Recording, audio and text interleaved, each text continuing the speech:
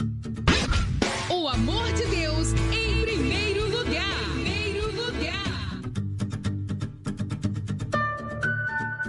Aproveite agora para baixar o aplicativo da Rádio Vinhedo Web, a rádio web da Igreja Sem Placa.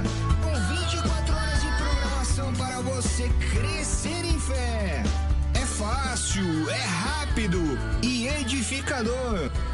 Estamos aqui para falar de MEX, Mentoria Executiva. A Mentoria Executiva é uma plataforma poderosa de cursos e você pode acessar por mexconsultoria.com.br. Também no link da bio do BP Betão no Instagram. MEX Consultoria com BR traz a você cursos de hebraico, a língua de Deus, a língua original, para você poder enxergar a Bíblia colorida. Também tem o curso de neurociência, a neurociência aplicada à espiritualidade. Também a Bíblia que você nunca viu, revelações, mais de 5.000 revelações de todos os capítulos da Bíblia. Essa você não esperava e você vai ter tudo isso à sua mão. MEX, Mentoria Executiva, tudo que você precisa para o seu próximo passo. MEX você acessa, MEX você confia, MEX você maximiza. Vem comigo, vem. Shalom Adonai.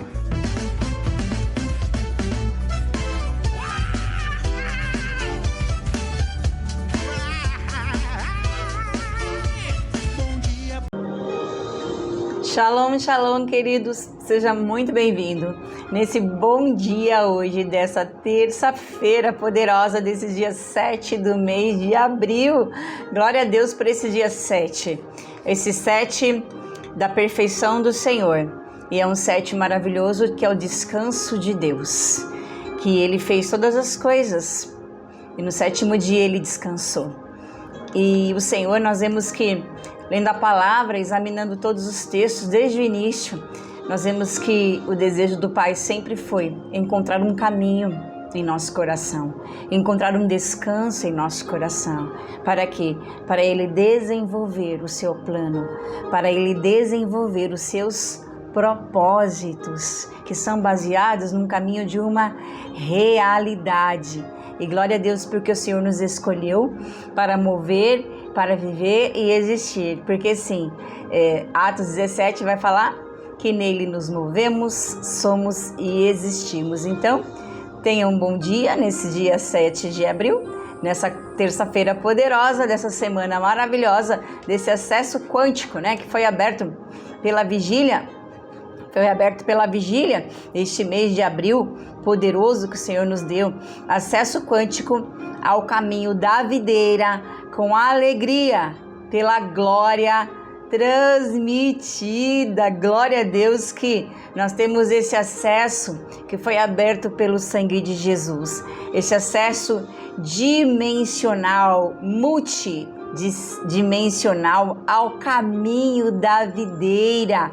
E olha que glória, ao caminho da videira com alegria, pela glória transmitida. Sim, nós vamos estudar então esse mês de abril, João 14, 15, 16 e 17, como foi nos dito na vigília.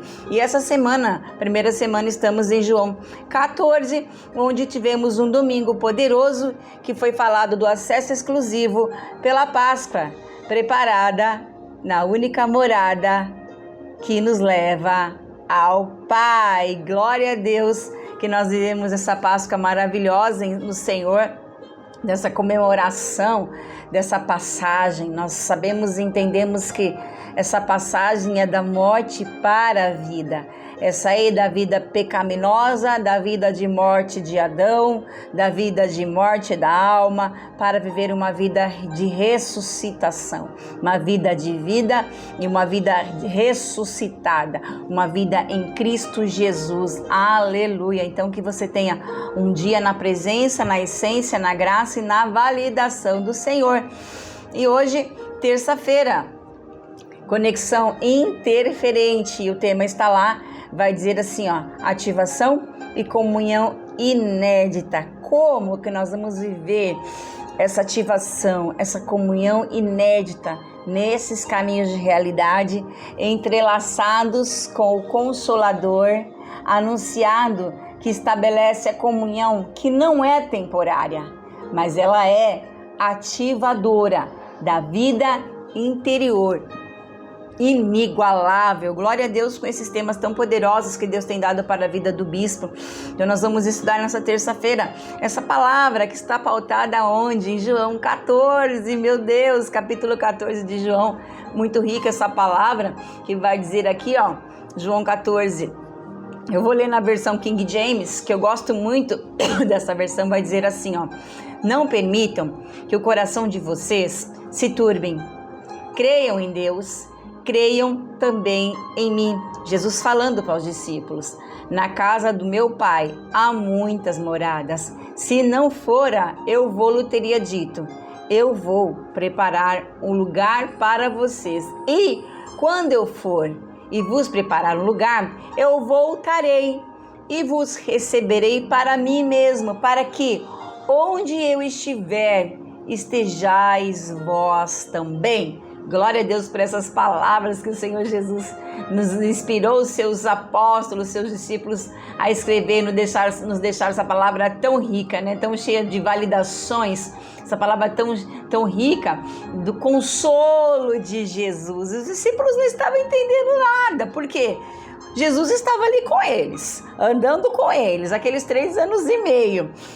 Vivendo um caminho de João I ali, que foi da sua manifestação, que o verbo ali encarna-se, Deus vindo na terra através de Jesus. Então o verbo encarnado, Jesus, Deus coloca Jesus vindo ali em carne, ele começa a se mover, se manifestar como luz, como sinal de luz, começa então a manifestar-se através dos milagres, capítulo 2 ali da água transformada em vinho, depois dos milagres, de várias curas que você vai vendo, a manifestação de Jesus através dos milagres. E ele estava o quê? Manifestando o Pai, porque ele fala assim: meu Pai trabalha até agora e eu trabalho também. Então Jesus, ele estava mostrando ali que ele mesmo era um sábado, que ele mesmo era o descanso, que o dia de sábado era o próprio Jesus, mas as pessoas não entendiam que Jesus falava, porque Jesus vem de uma dinâmica celestial. Jesus, ele vem transmitir a sua celestialidade aos seus discípulos, às pessoas que estavam ali à volta, e a compreensão era muito difícil, compreender o que Jesus estava falando, né? Nós vemos que várias vezes os discípulos questionam, se interrogam, e quantas más interpretações pelos fariseus, os judeus, os saduceus que estão ali em volta, ali sempre investigando, sempre sondando, sempre examinando. Então Jesus levanta esses grandes questionamentos, mas com os discípulos é diferente, porque vai falar que Deus deu os discípulos para Jesus. O próprio Deus separou aqueles homens para que Jesus transmitisse-lhes a eles a verdade, manifestasse o Pai. Você vai examinar que todas as vezes Jesus falando: eu manifesto o Pai, eu glorifico o Pai, eu falo o que o Pai tem me dito para falar, eu sou obediente ao Pai, eu manifesto o Pai. Então Jesus ali está sempre caminhando e manifestando o Pai para a vida dos discípulos. E muitas coisas que Jesus falava usavam figuras e parábolas, porque era de difícil entendimento. Então você imagina, né? Jesus ali com os discípulos, falando de vários cenários, e ali em dado momento ele começa a trazer uma palavra de consolo, porque ele iria. E os discípulos não estavam entendendo, até que Jesus começa a falar abertamente. Jesus fala: eu vou e voltarei, eu estou com vocês, mas eu estarei em vocês. Meu Deus, como assim? Ele está aqui com a gente, na nossa frente, realizando os milagres, ele diz que vai estar em nós. Era complexo realmente entender, né, o que Jesus estava dizendo. Como que ele vai estar em nós se ele está aqui na nossa frente? Então Jesus, ele trabalha todo o tempo ali a transmissão da sua palavra na mentalidade dos discípulos, encucando, colocando a palavra, manifestando Deus aos discípulos, onde também ele tem um comportamento extremo ali no finalzinho, antes de ele ir para a cruz, em João 13, que ele mostra então o lava-pés, né? Que era um absurdo mostrar aquela posição onde só os escravos lavavam os pés dos discípulos, e Jesus mostra o seu amor. Então João 13 vai começar falando que ele amou tendo amado, amou até o fim. Por quê? Porque ele sabia que aquele fim era um verdadeiro início, mas os discípulos não entendiam assim naquele momento, naquele cenário, diante daquelas situações. Então, Jesus, ele começa a falar, manifestar, trazer, esclarecer e começa a falar do Espírito que traria o consolo. E exatamente hoje que nós vamos falar um pouco do consolo desse Espírito para as nossas vidas, né? Porque nós precisamos estar entrelaçados com o Consolador, unidos com o Consolador, dentro do Consolador e o Consolador dentro de nós. Então Jesus fala, Ele estará em vós. Olha aqui, ó, 14, 16 ou 18 vai dizer assim, eu pedirei ao Pai e Ele lhes dará outro Consolador. Quando Jesus fala outro Consolador, Ele está falando outro da mesma espécie, né? Na verdade era o próprio Cristo, mas em outra forma, era o próprio Cristo na forma do seu Espírito, o outro Consolador, a fim de que, com o propósito de que Ele esteja com vocês para sempre, porque o desejo de Jesus era estar para sempre com os discípulos, mas não haveria possibilidade de estar para sempre naquela forma. Precisaria passar um processo, precisaria passar por uma situação de processamento. Ele precisaria ser moído, triturado, esmagado, ter oferecido ao Pai, para que o Pai pegasse aquele Espírito, colocasse a essência humana naquele Espírito que até então só tinha uma essência divina.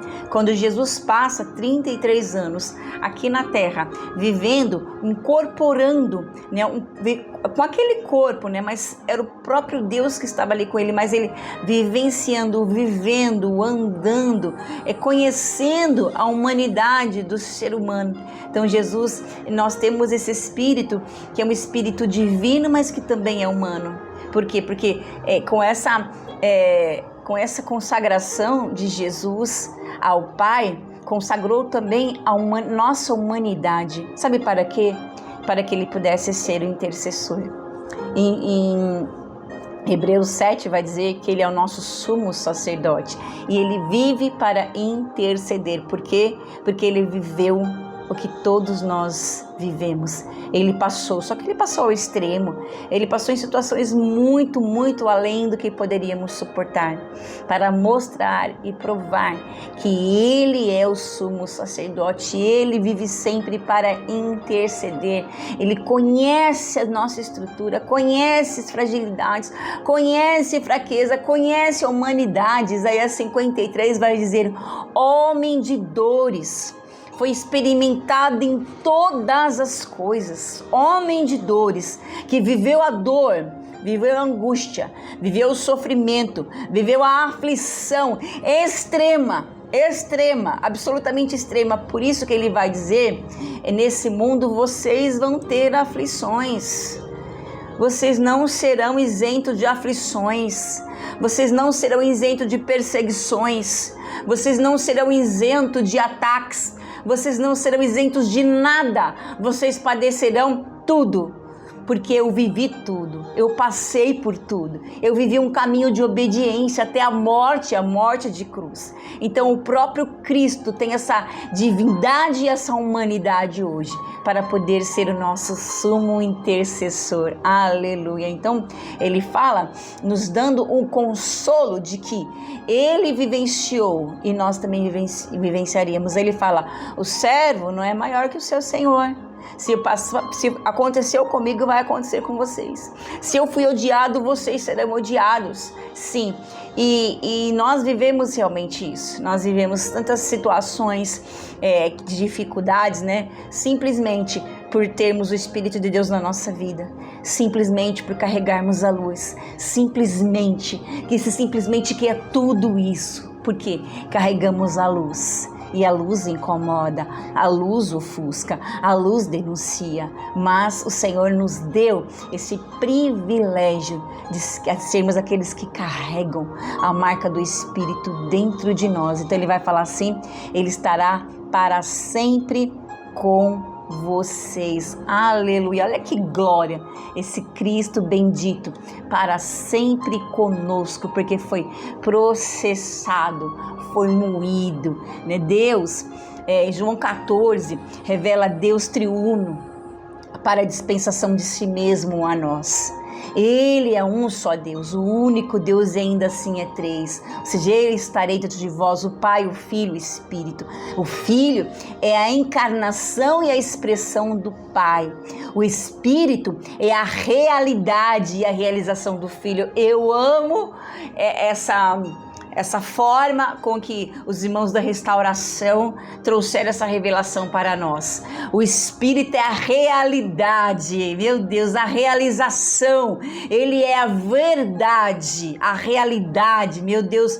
E o Senhor, em toda a sua trajetória, Ele nos ensina a construir um caminho de realidade. E toda a realidade em Cristo vai carregar um propósito, porque é real, é em Cristo, é validado pelo Senhor. É um caminho real, mas é um caminho construído com palavra, um caminho construído com a essência do verbo dentro de nós, com a encarnação de Jesus e o derramamento do Espírito. Hoje nós temos essa capacidade de expressar, mas veja bem, naquela época, Jesus era limitado a um corpo. Ele estava entre os discípulos, ele não estava dentro dos discípulos. O batismo de João Batista era um batismo para um arrependimento. Então, em Jesus, tudo se torna realidade, porque ele passa um processo para estar dentro de nós. Ele vive o batismo, o mergulho, o batismo do arrependimento. Depois vem Jesus, fazendo-nos com que nós mergulhássemos inteiro nele, com o batismo do Espírito, com o derramamento do poder, a nossa imersão completa para estarmos totalmente submersos e imersos nele. Não mais o raso, não mais o Cristo entre, mas o Cristo dentro. Não mais o batismo de batismo de arrependimento, mas um batismo de realidade, onde nós somos submersos em Cristo. Aleluia. Então, eu amo essa expressão realidade. O Espírito é a realidade e a realização do Filho. No Pai, o Filho é expresso e visto. Aleluia, glória a Deus. E como Espírito, o Filho é revelado e realizado. O Pai no Filho é expresso entre nós. O Filho como Espírito, aleluia, é realizado em nós, aleluia. Sabe por quê? Porque Deus está oculto. Você sabe do livro de Esther, onde Deus está oculto, mas totalmente visível. Os bastidores, toda a história de Esther, nem se menciona o nome de Deus na história de Esther, mas nós vemos um movimento de Deus ali na vida de Esther. Então, o Pai está oculto, aleluia. Deus Filho é manifestado entre o homem, onde fala que o verbo se fez carne. E Deus Espírito entrando no homem para ser a sua vida e a vida de ressurreição. O seu suprimento de vida e seu tudo é realizado dentro do homem, aleluia. O Pai no Filho e o Filho como Espírito são a porção do homem. É a nossa porção para que o homem possa desfrutar de Deus. Então nós temos essa porção do Espírito que nos foi dado sem medida. Eu tenho a minha porção, você tem a sua porção, nós carregamos essa essência. Então Jesus, ele estava querendo transmitir essa vida aos discípulos, que muitos deles não entendiam naquele momento, mas depois eles vão entendendo. Sabe por quê? A revelação é progressiva, a revelação vai indo de glória em glória, aleluia. Aí continua falando aqui, né? Eu continuo lendo. Então, ele vai dizer assim: eu pedirei outro Consolador, a fim de que estejam com vocês para sempre. É o Espírito da verdade, né? O Espírito da realidade, que o mundo não pode receber, porque não vê e nem o conhece. Vocês o conhecem, porque ele habita com vocês e estará em vocês. Olha aqui, ó. Olha aqui Jesus falando. Ele habita com vocês. Por quê? Porque o Espírito estava em Jesus com o homem. Aí ele fala, estará em vocês. Estará dentro de vocês. Ele está mas ele estará dentro. Aleluia. Então, quando Jesus está indo, na verdade ele está vindo. Aí ele fala, é necessário que eu vá, porque senão o Consolador não virá. Eu tenho que ir, mas essa ida já era a sua vinda, porque ele vem no derramamento, ele vem no sopro, ele vem para trazer uma obra completa e consumada dentro de nós. Aleluia. Olha aqui, ó, João 16:7. Mas eu digo a verdade, convém que eu vá, porque se eu não for, o Consolador não virá para vós. Se porém eu for, eu enviarei. Então esse Consolador, eu estava lendo aqui sobre o Consolador, né? A palavra vai dizer aqui, ó. Eu quero ler para você a tradução do que vai falar desse Paracletos divino, né? Esse Consolador. Glória a Jesus. Ó, o Consolador. Aqui vai falar na definição Paracletos. Chamado, convocado ao lado de alguém. Eu vou convocar o Espírito para estar com vocês. Chamado para ajudar. Alguém que pleiteia a causa de outro perante o juiz. Um advogado, conselheiro de defesa, assistente legal, defensor. Olha quantas qualidades esse Espírito traz. Aqui eu estou lendo para você no estudo da Bíblia Strong, que vai dar esse desmembramento desse Paracletos. Advogado, conselheiro de defesa, assistente legal, defensor, alguém que pleiteia a causa de outro alguém, intercessor de Cristo em sua exaltação à direita de Deus, intercedendo junto ao Pai pelo perdão dos nossos pecados. Aleluia, no sentido mais amplo. Ajudante, socorrista, auxiliador, assistente, Espírito destinado a ocupar o lugar de Cristo com os apóstolos após a sua ascensão ao Pai. Aí ele vai falar, ele vai guiá-los a um conhecimento mais profundo da verdade, do Evangelho. Ele vai dar-lhes força divina. Oh, meu Deus, olha que glória! Para capacitá-los a enfrentar provações e provocações e perseguições em nome do reino divino. Olha a potência que é esse Espírito. Por isso que Jesus fala, convém que eu vá, porque senão ele não vem. Aí Jesus vai falar assim também, vocês deveriam estar alegres porque ele vai vir, porque o Pai é maior que eu. Então Jesus estava tentando mostrar aos discípulos o que esse Espírito faria. Então ele vai falar, não se turbe o vosso coração, lá no capítulo 1 de João. O que é esse turbe o coração, né? Estava conversando com o bispo, ele estava explicando, né? Esse não turbar, né? É como se fosse um motor. Não deixe que o coração seja o teu motor, o teu guia. Por quê? Porque ele vai causar uma comoção interior e tirar a nossa calma mental. O coração nos seguindo, porque a palavra diz que o coração é enganoso, mais do que todas as coisas. Então, o coração, nós entendemos que são os sentimentos e as emoções, sendo que nós temos que ser guiados pela mente do Espírito e não pelas emoções, sensações do nosso ser. Então, vai tirar a calma. Quando o homem é guiado pelo coração, a perturbação, a inquietação, a provocação, a agitação. Eu gostei muito da tradução aqui que vai falar assim, que o coração vai golpear o espírito com medo e pavor.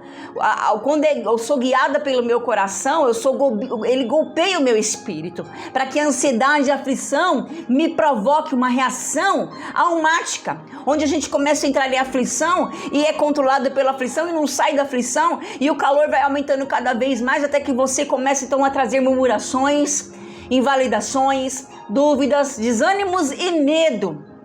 Todas essas sensações.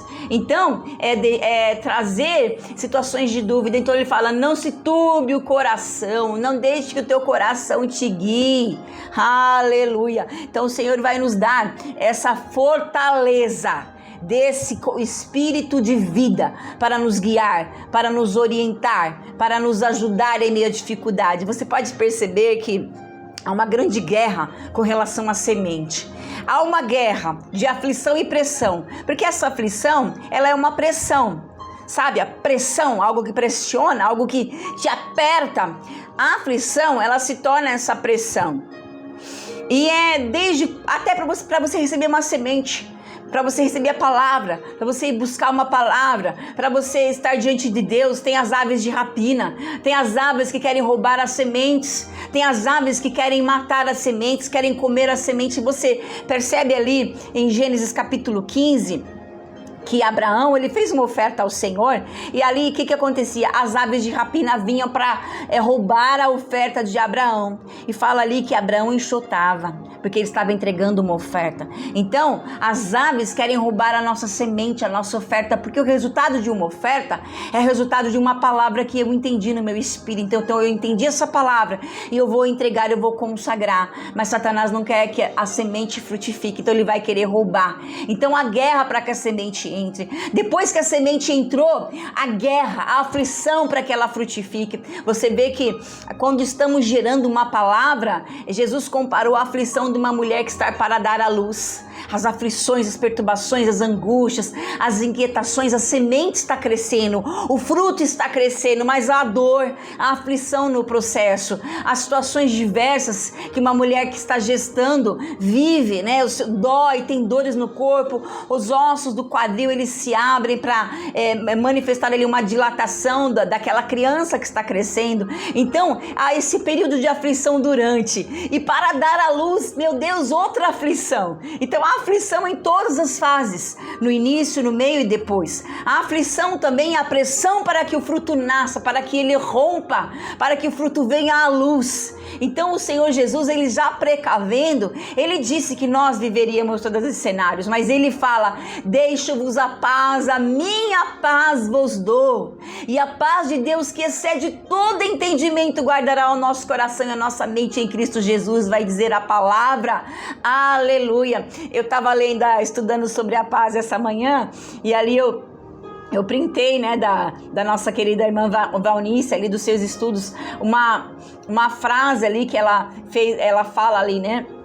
A verdadeira paz é um dom divino que reflete o próprio amor de Deus. E ela vai parafrasear ali e diz assim, ó: o sorriso de Deus, refletindo na alma o cristão, a bonança depois da tempestade do Calvário, a firme convicção de que Deus, que não poupou nem mesmo o próprio Filho, antes o entregou por nós, certamente também livremente nos dará com ele todas as coisas. Olha que significado de paz, né? Que tradução interessante da paz ali, falando, parafraseando, né? Eu vou até ler, vou ler de novo. Deus define, Deus refletindo na alma do cristão. A paz do Senhor é a bonança depois da tempestade do Calvário. A firme convicção de que Deus não poupou nem mesmo Jesus. Se Deus não poupou nem mesmo Cristo, não nos dará com ele todas as coisas. Essa é a palavra que tem que ficar no nosso espírito, que o Senhor nos quis ensinar o tempo todo. Aleluia. Então eu quero viver essa realidade. Vive essa realidade desse sopro de vida, desse espírito vivificante que é o Paracletos Divinos, que é o Espírito. Hoje o Espírito de Deus, que é esse Consolador. O Consolador é o Espírito da realidade. O Espírito da realidade é a vida, o Espírito da realidade é o Espírito da vida como sopro. O Espírito da vida como sopro é o Espírito de Jesus Cristo. O Espírito de Jesus Cristo é o Espírito vivificante. Aleluia, ele nos vivifica, ele nos restaura. Aleluia, então nós vamos viver esse entrelaçamento com o Consolador anunciado, que vai estabelecer essa comunhão, dessa vida interior. Tudo que o Pai é no Filho e tudo que o Filho é no Pai se realiza no Espírito. Ele vai falar: ele habita em vós. Aí ele continua: não vos deixarei órfãos, voltarei para junto de vocês. Que Jesus está falando: eu não vou deixar vocês sem paternidade. Vocês não vão ficar sem paternidade. Vocês não vão ficar sem meu amor. Vocês não vão ficar sem a minha vida. E eu estava lendo nos estudos dos irmãos da restauração sobre o lava-pés de Jesus, né? Que quando ele lava os pés de Jesus, porque quando Jesus veio, ele se revela, ele liga Deus aos discípulos, ele conecta Deus aos discípulos. Então, ele cria essa conexão, porque ele tinha certeza que Deus tinha dado seus discípulos. E ele tinha certeza de que ele vinha do Pai e que ele iria ao Pai. Ele tinha essas 3 certezas, que Deus deu os discípulos para ele, que ele vinha do Pai e que ele voltaria para o Pai. Então ele realiza algo que marcaria para sempre a vida dos apóstolos. O movimento de lavar os pés, que era algo assim absurdo na época. Então Jesus lava os pés. E o que ele quer mostrar? Que ele veio para ligar o Pai aos discípulos. Só que ele estaria ausente por um período. Como que esses filhos ficariam nesse período? Ele ligando o Pai aos discípulos através do lava-pés, através da lavagem, através da água, através da palavra. Ele estava selando aquela comunhão, deixando a palavra que ele pregou. A palavra lavaria os pés, a palavra, eles se lembrariam da palavra, eles se lembrariam do gesto de Jesus, eles se lembrariam dos milagres. Por quê? Por que lava o pé? Porque o pé que está em contato constantemente com a sujeira da terra. É impossível não sujar os pés. Ele está em contato com a sujidade. É impossível, nesse sistema mundo que vivemos, nós não sujarmos, porque em todos os lados há sujeira e contaminação. Então, nossos pés precisariam ser... Os pés naquela época, eles andavam de sandálias, o pé barrento, quilômetros e mais quilômetros. Então, quando chegava na casa de alguém, principalmente para a celebração de alguma festa, precisaria lavar os pés. Era uma afronta, né? Estar ali sentada ali, porque não tinha cadeiras também, então sentada ali com o pezão sujo, mal cheiroso tantas vezes. Então, tinha que lavar os pés. Então, Jesus mostra que aquilo que eles precisariam fazer constantemente de lavar os pés, era o que eles iam precisar fazer constantemente, de estar lembrando da palavra, comendo da palavra, lembrando do que Jesus fez, lembrando da realidade que o Espírito estaria conectando, lembrando do que ele fez. Ele estaria ali com a palavra. Então, por isso que nós temos que lavar os nossos pés constantemente, consultar a palavra constantemente, buscar a palavra constantemente, buscar o Espírito constantemente, porque a sujidade é constante. É como o salmista fala, assim, eu cria em mim um coração puro, renova em mim o espírito involuntário, né? Até busquei essa frase em hebraico, que é lev tahor, braille Elohim, lev tahor.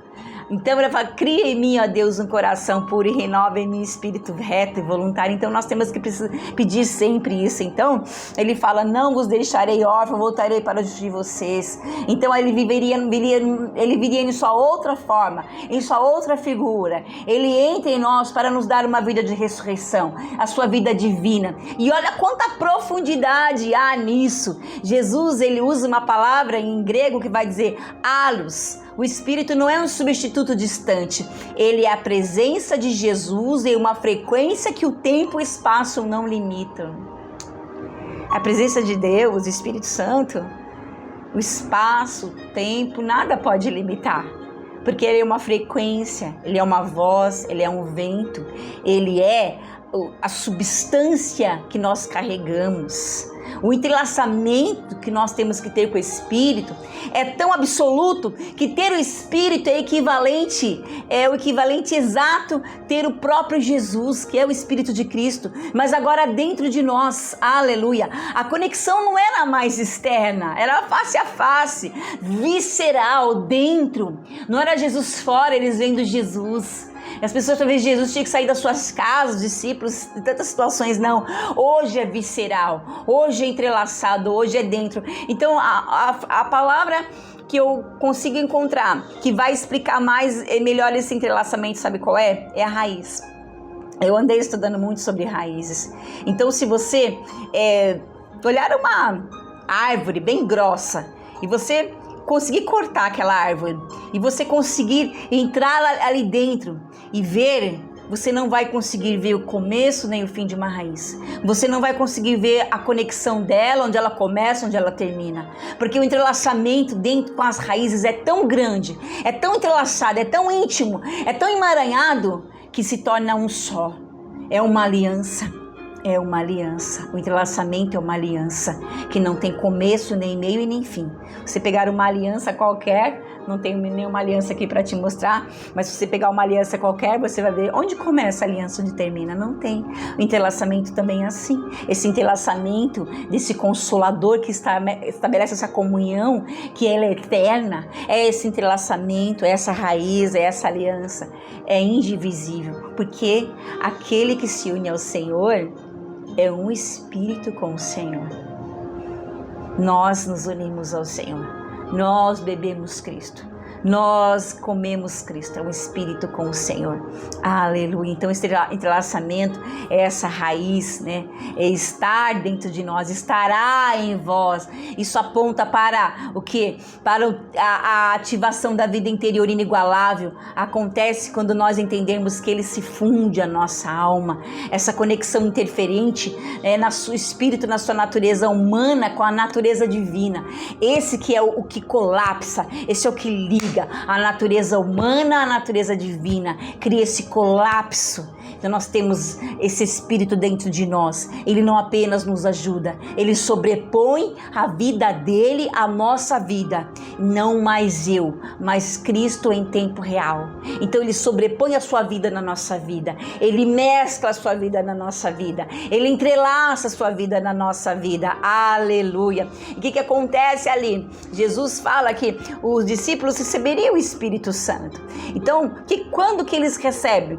Havendo dito isso, soprou sobre eles e disse-lhes: recebei o Espírito Santo, Espírito de vida e realidade. João capítulo 20. Ali ele fala, ficai em Jerusalém, até que vocês sejam revestidos. E ali Jesus vem e sopra sobre eles o Espírito de vida, o Espírito de realidade dentro dos discípulos. Aleluia, glória a Deus.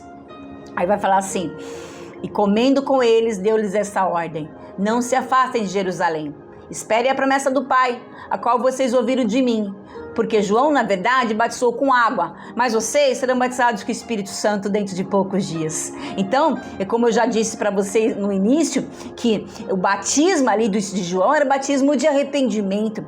E o batismo de Jesus seria um mergulho, onde o entrelaçamento ocorre com esse batismo, que é uma imersão total. Essa ativação, essa comunhão inédita acontece quando deixamos de ser salpicados por religiosidade e passamos a ser submersos na pessoa do Espírito, e submersos nele, batismo da imersão, batismo com o Espírito Santo e com o fogo.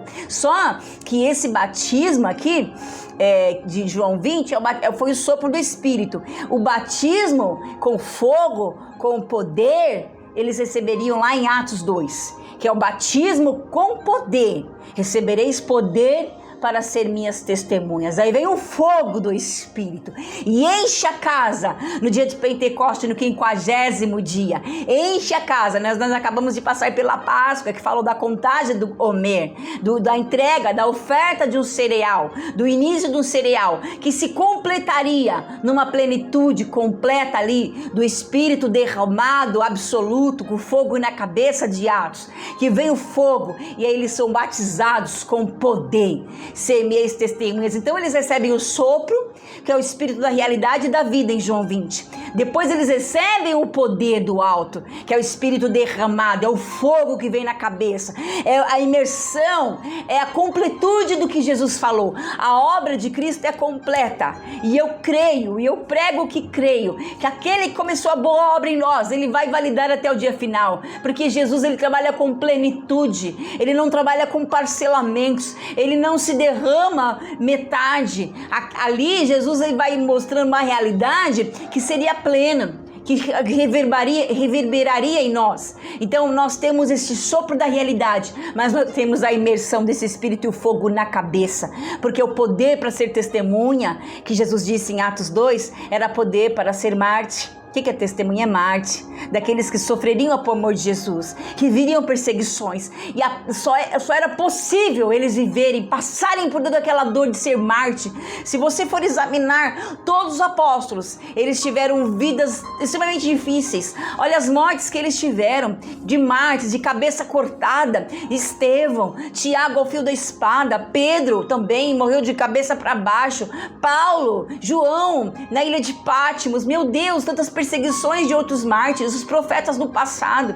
Então Jesus fala que esse poder que ele daria graça de eles irem até o fim, e é somente pelo poder do Espírito que nós conseguimos caminhar diante de tantas dificuldades e aflições dos nossos dia a dia, do que nós passamos, as situações. Então, que esse Espírito você possa ser submerso nele, arraigado, entremesclado, enlaçado, que esse Espírito possa sobrepor a sua vida, essa conexão interferente venha interferir no teu divino, no teu espiritual, enchendo do Espírito, para que ele tome o seu corpo, alma e espírito, não só o espírito, mas que reverbere na sua alma, e sua alma reverbere para o seu corpo. E o que é o corpo, senão a expressão da igreja? O corpo é a expressão da igreja, e esse Espírito reflete em nós a glória de Deus, e saiamos da vida de alma, de choros, de aflições, de tantas situações, para viver uma vida do Espírito, essa vida de paz que excede todo entendimento. E quando excede o entendimento, é de uma forma que nós talvez não venhamos a entender.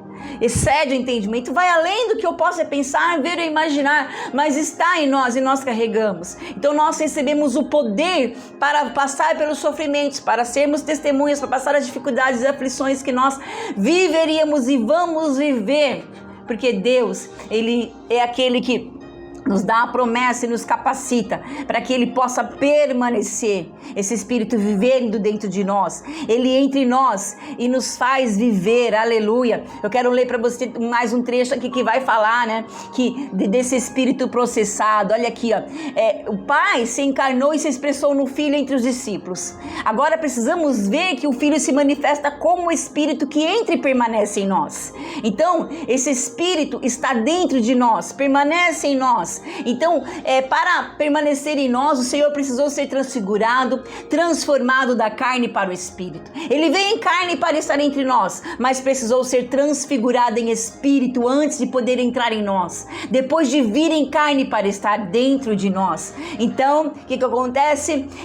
Nós temos esse Espírito do Senhor. O primeiro passo da sua vinda foi em carne, o segundo passo foi a vinda do Espírito. Então o Senhor vai mostrar que foi por meio da sua morte e ressurreição que veio o Consolador, o outro Consolador, a outra espécie, a sua outra forma, aleluia, por sua vinda como Espírito. Ele entre nós, nos faz viver exatamente como ele vive. A vida que ele vive é a vida de ressurreição. Após a sua ressurreição, ele vem em nós como seu Espírito. Assim, ele vive em nós, também vivemos por ele. Ele vive pela vida de ressurreição e nós vivemos por ele, compartilhando essa vida de ressurreição. O Espírito Santo é a realidade de Jesus e a manifestação do Senhor. É alguém que está em nosso lado, ministrando a nós, cuidando de todas as nossas necessidades. E como eu li para você ali da versão Strong, ajudador, auxiliador, advogado, intercessor, capacitador, orientador, habilitador. Aleluia. Então, que a nossa expressão de realidade venha pedir que esse Espírito realmente venha nos guiar, em nome de Jesus. Que o Senhor possa você estar entremesclado. Eu quero orar com você agora. Pai, obrigada por essa palavra, obrigada pela vida de ressurreição, obrigada pela plenitude, obrigada pelo teu Espírito que nos guia, nos capacita, nos dirige, Senhor. Guia os nossos passos mesmo, Espírito. Dá aos meus irmãos essa graça de permanecer, de ser, estar e permanecer em ti, Senhor. Pai, que venhamos viver essa vida de ressurreição, transbordando Cristo, Senhor. Completa em nós um testemunho de realidade. Nos ajuda a construir um caminho de realidade. Glorifica o teu nome. Extrai de nós um testemunho, Pai. Extrai de nós o que o Senhor deseja. Glorifica o Pai em nós. Seja glorificado em nossas vidas e na vida dos nossos irmãos, Pai. Hoje e sempre. Que o Senhor te abençoe e te guarde. Fique com essa palavra no seu espírito. Abençoe, oferte. Viva uma vida derramada em nome de Jesus. Que Deus te abençoe. Nos vemos nos repartir. Foi um prazer estar ministrando essa palavra, porque eu fui ricamente ministrada por essa palavra.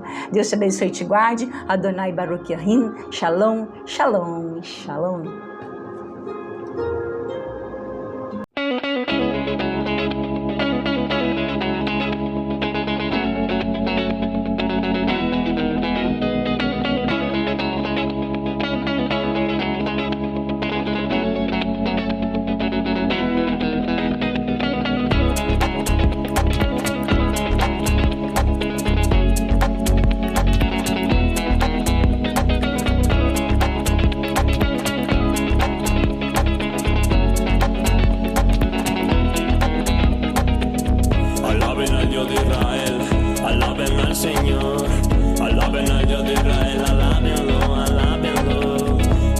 al Dios de Israel, alaben al Señor, alaben al Dios de Israel, alábenlo, alábenlo. Qué alegría hay para los que tratan bien a los pobres.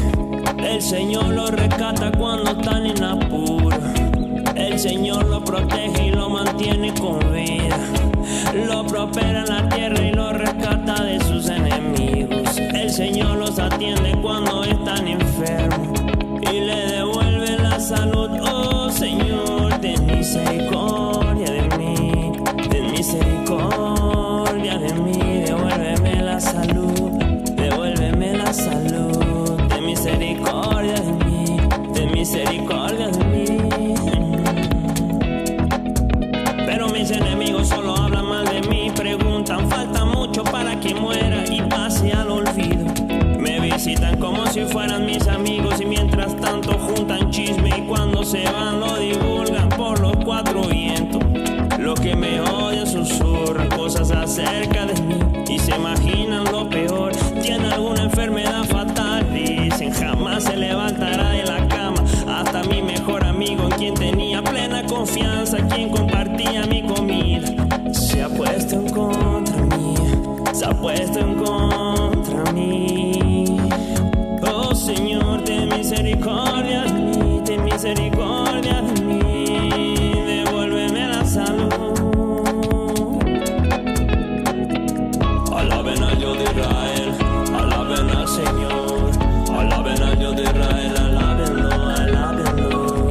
Alaben al Dios de Israel, alaben al Señor, alaben al Dios de Israel, alábenlo, alábenlo. Sé que soy de tu agrado, porque no permitiste que mis enemigos triunfaran sobre mí. Has preservado mi vida, porque soy inocente.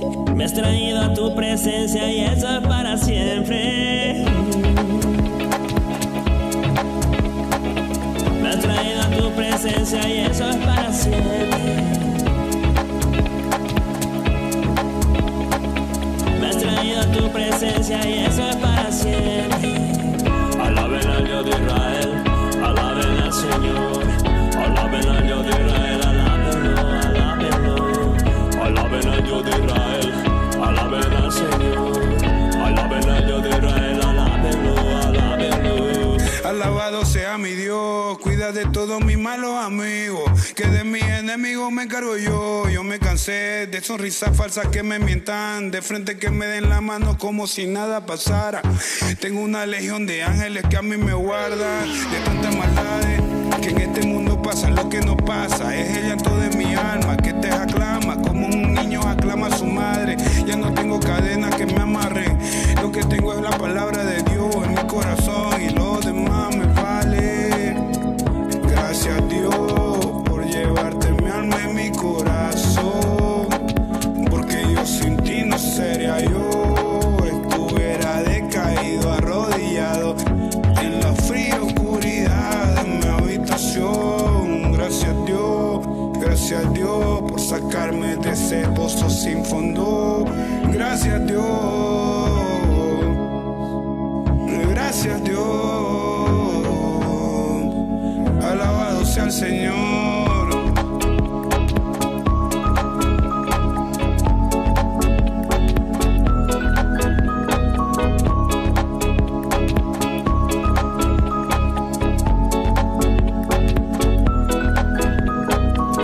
Alaben al Dios de Israel, alaben al Señor, alaben al Dios de Israel, alábenlo, alábenlo. Alaben al Dios de Israel, alaben al Señor, alaben al Dios de Israel, alábenlo, alábenlo. Alaben al Dios de Israel.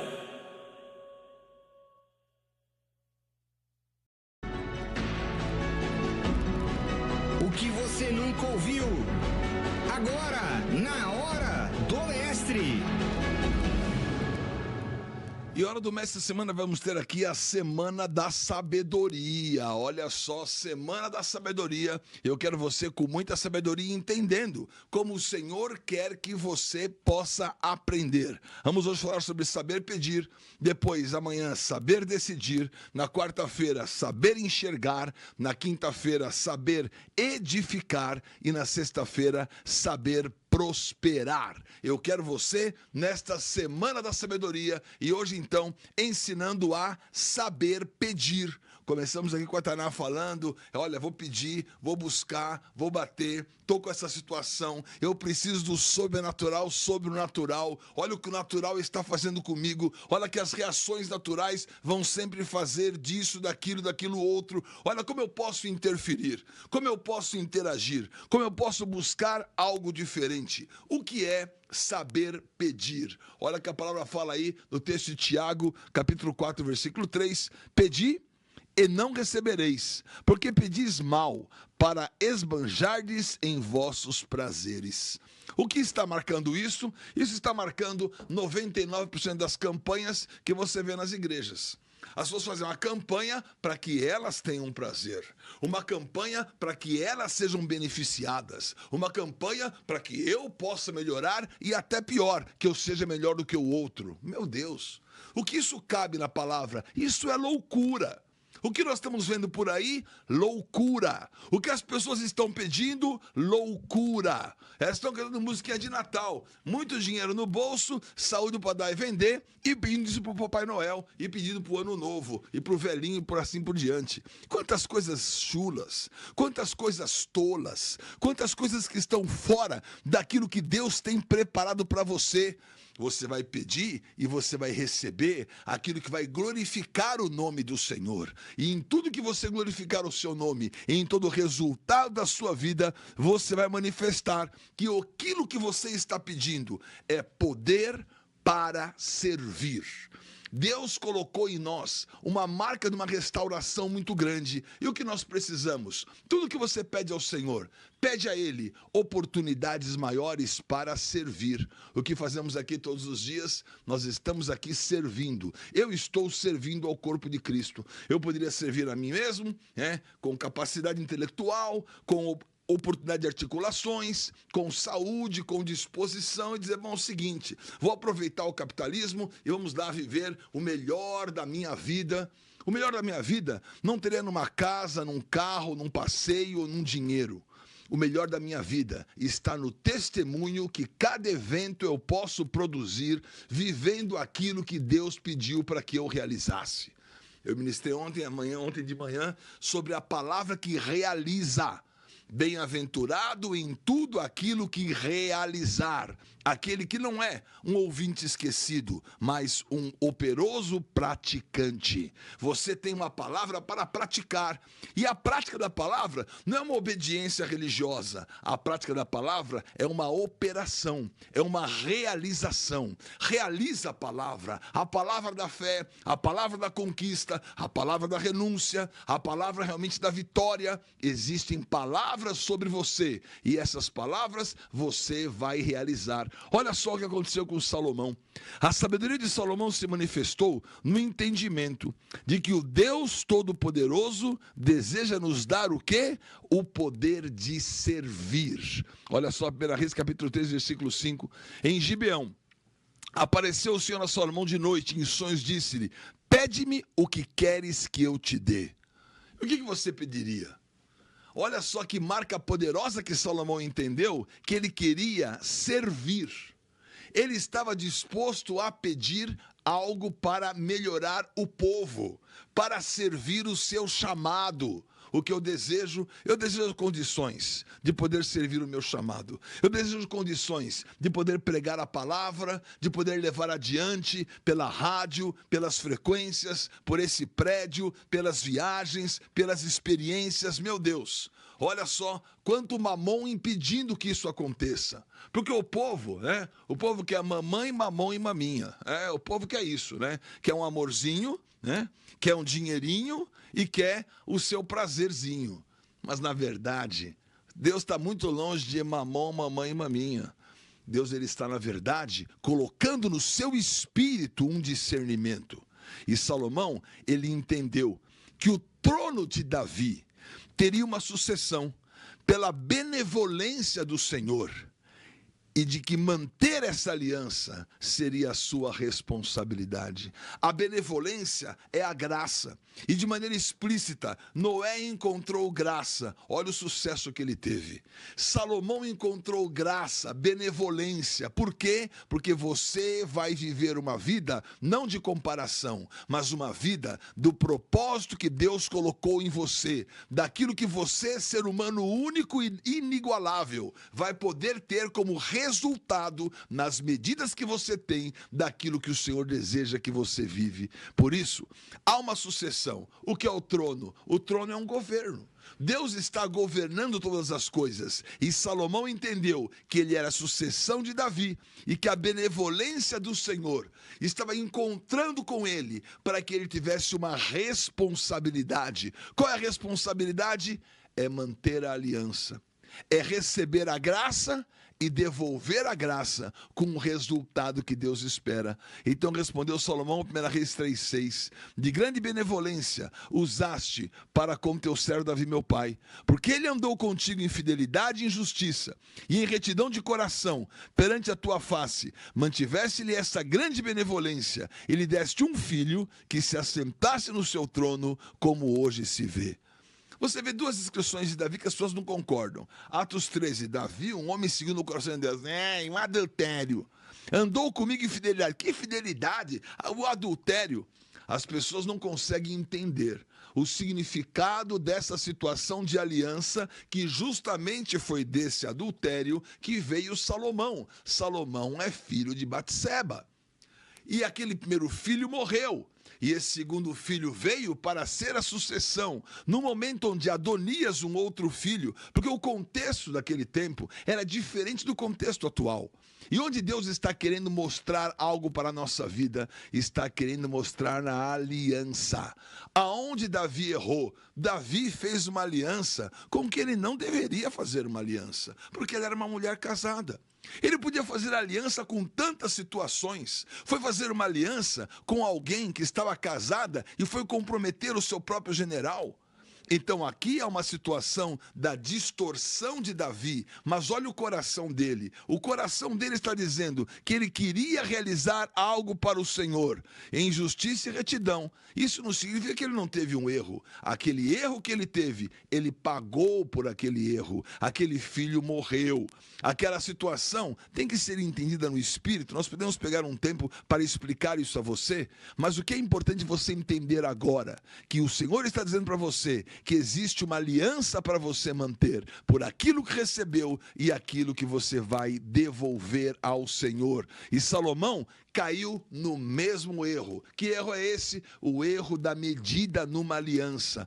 Teve 1000 mulheres. Com qual que ele se corrompeu? Com a 666? Até capaz.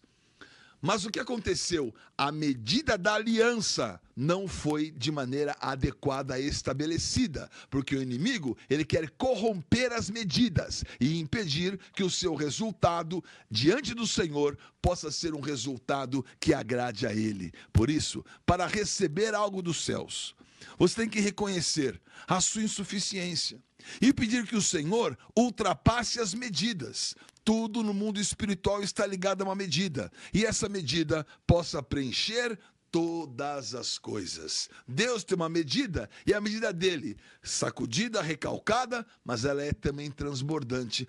Por que ele teve que sacudir e recalcar para depois transbordar? Porque ele quer na sua vida tudo em suas etapas, à medida que constrói um testemunho e que restaura a situação da queda de Lúcifer, da qual a nossa vida, exemplo e resultado, é uma resposta. Então olha só o que ele está orando em 1 Reis 3, 7 e 8. Agora, pois, ó Senhor meu Deus, tu fizeste reinar teu servo em lugar de Davi, meu pai. Não passo de uma criança, não sei como conduzir-me. Teu servo está no meio do teu povo que elegeste, povo grande, tão numeroso, que você não pode contar. Ele sabia aquilo que ele estava com dificuldade naquele desafio, mas ele disse, eu vou enfrentar esse desafio, porque eu vou pedir do Senhor, não as riquezas, não as coisas para mim. Eu vou pedir aquilo que eu posso ajudar os outros. Eu vou pedir aquilo que me faça servir. Eu vou pedir aquilo que me faça aliançar. Eu vou pedir aquilo que me faça prosperar a vitória do trono. Por isso, ele tem que pedir de acordo com a prioridade de Deus. Olha como é importante você entender. Há um serviço. Esse serviço é a continuidade. Há uma graça, há a benevolência. Essa graça vai mostrar para você a tua insuficiência, mas também o seu poder de realização. E há uma prioridade. Então, quando você entende que eu tenho poder, eu tenho sabedoria, eu quero servir as pessoas, eu quero estabelecer uma continuidade. Eu sou continuidade de espíritos e de propósitos anteriores a mim. Agora, o evangélico fica preso numa visão, assim, numa mentalidade denominacional. Ele não consegue nem entender que você é um espírito incontinuado. Que isso, você é espírita? Não, eu sou espírito. E esse espírito está em continuidade do que Deus está fazendo. E você, no seu espírito, não fique numa visão maniqueísta e capitalista de exclusão do outro e da tua inclusão, dizendo, porque eu sou mais santinho do que o outro, eu vou morar no céu na rua de ouro. Isso é uma grande falácia, um grande engano, porque o Senhor pagou um preço igual para todos nós, e Ele tem uma continuidade para cada um de nós, e a continuidade vai atingir você, e tenha sabedoria em pedir nessa continuidade o seu reconhecimento. Eu sou insuficiente, mas a minha prioridade, a prioridade é o caminho para você agradá-lo e receber até o que você não vê. Mas você ainda necessita, ainda que você não veja. E esse texto encerra maravilhoso, 1 Reis 3, 10 a 13. Estas palavras agradaram ao Senhor, por haver Salomão pedido tal coisa, e disse-lhe, já que pediste esta coisa, que é dirigir o povo, que é a sabedoria para o povo, e não pediste longevidade, nem riquezas, nem morte dos teus inimigos, mas pediste entendimento para discernires o que é justo. Eis que faço segundo as tuas palavras. Dou-te o coração sábio e inteligente, de maneira que antes de ti não houve teu igual, nem depois de ti o haverá. Também até o que não pediste eu te dou, tanto riquezas como glória, que não haja teu igual entre os reis por todos os teus dias. Olha só como o Senhor se agrada de quem é sábio naquilo que pede. O que ele está pedindo? Ele está pedindo sabedoria para governar o povo. Ele está pedindo sabedoria para fazer aquilo que o Senhor deseja. Ele está pedindo sabedoria para que a obra do Senhor se consuma sobre a sua vida. Isso agradou ao Senhor. Não foi longevidade, não foi riqueza e não foi a morte do inimigo. E qual é a tua campanha de hoje? É a morte do inimigo, é riqueza, e é que você viva mais do que o outro, para que outro vou viver, para que outro dê risada do meu sucesso. É uma papagaiada. E tanta coisa voltada para o ego, e não está voltada para aquilo que Deus quer viver na sua vida. Mas agora, em nome de Jesus, que você possa saber pedir, que você venha para essa semana de sabedoria, e a palavra possa atingir você, e a loucura, que é loucura para os homens, é sabedoria para Deus. O que é sabedoria para Deus é loucura para os homens. Que você possa mergulhar nessa semana de sabedoria e entender como pedir. Vamos agora então ao momento da nossa oração da vitória. Faça conosco a oração da vitória. Oração da vitória. Vamos orar. Senhor Deus e Pai, obrigado por cada palavra que o Senhor tem permitido, Senhor, esse altar, que é esta rádio, que é esse local, levar as pessoas, Senhor, que alcance entendimento de sabedoria, entendimento de que nós não estamos presos, Senhor, às riquezas, à longevidade ou à morte dos inimigos. O Senhor tem um propósito para todas as coisas. Nós não estamos em disputas com quem quer que seja, mas estamos no entendimento daquilo daquilo que o Senhor é e daquilo que o Senhor deseja estabelecer sobre as nossas vidas. Por isso, nessa semana, abre mesmo o caminho, abre mesmo o canal. Nós queremos viver sabedoria, nós queremos viver entendimento, nós queremos pedir para servir, estabelecer o seu trono e ter essa continuidade de uma aliança que não será perdida nas suas medidas. Traga a cada um o poder e a vitória de acertar essa medida e de poder entregar ao Senhor e receber do Senhor em graça e benevolência. Oramos para que a tua prioridade seja aquilo que governe os nossos dias. Beshem Yeshua HaMashiach, no nome do Senhor Jesus oramos. Amém, amém, amém.